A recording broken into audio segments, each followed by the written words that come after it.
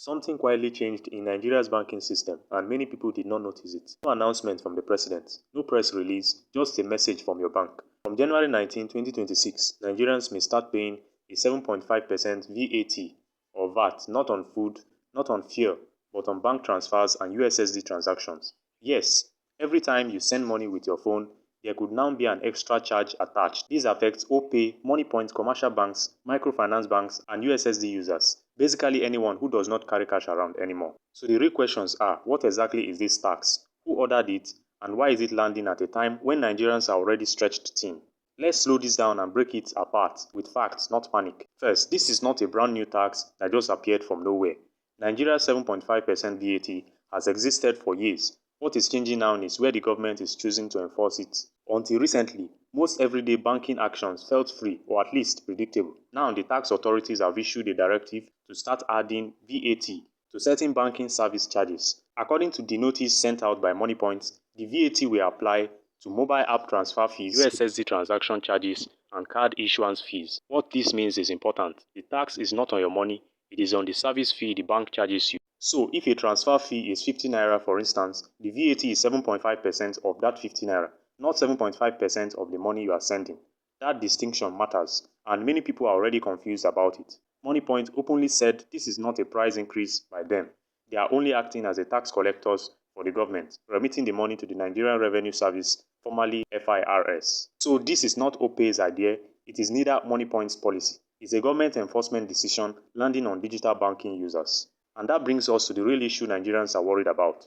Now let's slow this down and break it into numbers, because this is where fear and facts often get mixed up. Let's say you transfer money using a mobile app and the bank charges 50 naira as a service fee. Under the new directive, the VAT will be 7.5% for 50 naira. That comes to 3.75 naira. So instead of 50 naira, you now pay 53.75 naira for that transaction. So instead of 50 naira, you now pay 53.75 naira for that transaction. Another example is, if a USSD transaction attracts a 20 naira service charge, the VAT on that is 7.5% of 20 naira to give 1.50 naira. These are small amounts, yes, but when repeated many times, it could amount to something much. Many Nigerians don't just make one transfer a day. Market traders, small business owners, POS operators, dispatch riders, some do up to 10, 20 or even 50 transactions daily. So there is 3 naira here and 4 naira there. By the end of the month, it quietly becomes thousands of naira, taken not from your profits, but from already thin margins. Now, here is another important clarification that must be stated.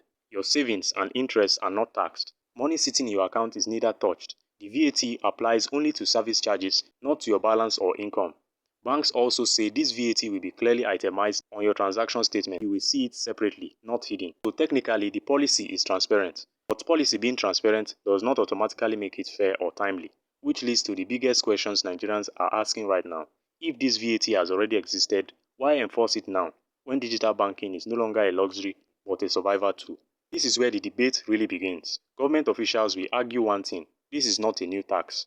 They will say VAT on financial services has existed in law for years. It's just that enforcement was weak, uneven, or ignored. And on paper, they are correct. But here's the reality Nigerians are reacting to. Digital banking is no longer optional. Digital banking is no longer optional. People are not using Opay, Moniepoints, USSD and mobile transfers for convenience. They are using them because cash has become unsafe, scarce and unreliable. So when the VAT is enforced at this moment, it feels like routine taxation and more like a penalty for surviving digitally. Think about it. The same government encouraging cashless policy, financial inclusion and digital payment is now increasing the cost of those same channels without fixing power, security, inflation or unemployment. That contradiction is what angers people. And then there is trust issues.